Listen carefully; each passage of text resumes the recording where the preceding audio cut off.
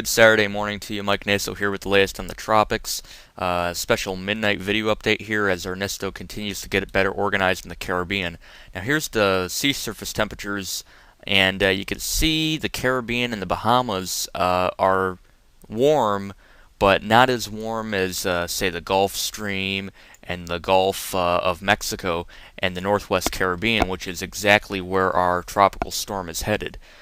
So it looks like if you're in the Gulf Coast, you got to keep an eye on this because the waters are definitely there for not only deepening, but pretty quick deepening if it can hold a good upper level environment, which it looks like it will do. Here is Ernesto, and you can see this is no longer a will it, won't it survive type of situation, I don't think. I think it's pretty clear now it's going to survive.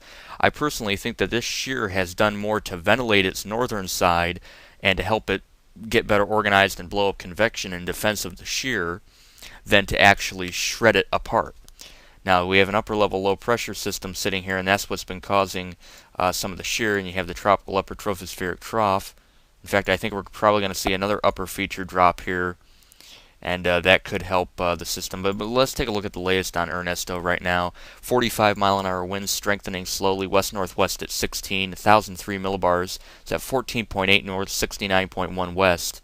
And you can see the hurricane center by tonight south of Haiti, by tomorrow night south of eastern Cuba, as nearly a hurricane by tomorrow night.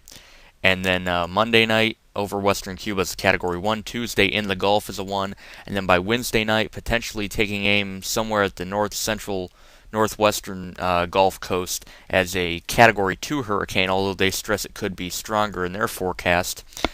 This track looks pretty good. I do not think it'll strike Jamaica. I think it'll dance around it and probably take a direction like that and be somewhere in this area by next Wednesday, and it could be a significant hurricane. In fact, I think it could become a Category 4 hurricane. But that's my opinion. You have to follow the National Hurricane Center.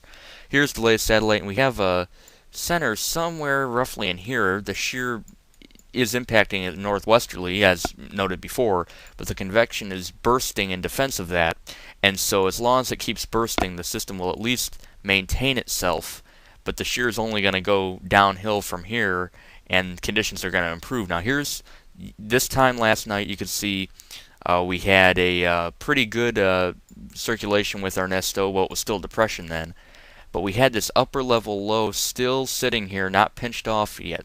Now notice what's happened from then to now. Then to now. You're clearly seeing movement of the upper level low to the west, and you're seeing improvement in the organization of Ernesto. So that's not good news. Here's the model spread as of 0Z, and you can see the models are split. Some they're split after 72 hours. Most continue it near Jamaica, but after that some take it over the Yucatan, some head it more northward, and some continue it into the western Gulf of Mexico. Right now I'd have to go somewhere in between the majority of them up here somewhere south of the Louisiana coast in about 5 days, but a lot of time to watch it. GFDL taking it up to a very powerful Category 4 hurricane south of Lafayette, Louisiana, and southwest of southeast rather of Galveston. 127 knots, that's 150 miles an hour. 941 millibars, so we're talking a strong Cat 4 if you ask the GFDL. I really don't think this is all out of the realm of possibility, although I think the track, again, south of Jamaica, up towards western Cuba, and then into the Gulf. So keep an eye on it. Here's the westerly shear over the top of it. Notice how you see it here. The upper level low sitting right here. You got 50, 40, 10. So there is a fine line between extreme shear and less shear, and right now the center is over the less shear and the extreme shear is to the north. So again, I think we're going to have an upper system drop. This is going to pull away, and you're going to see a strengthening hurricane by tomorrow night, I think. There's another look at it. Again, west-northwest, up in this general direction. It could always move further north, it could always move further south, but probably right in the middle. So if you live along the Gulf Coast, keep a close eye on Ernesto. Debbie's kind of a non-issue, weakening, moving off to the north. Large tropical wave going to move off Africa, but I don't see much organization with it yet.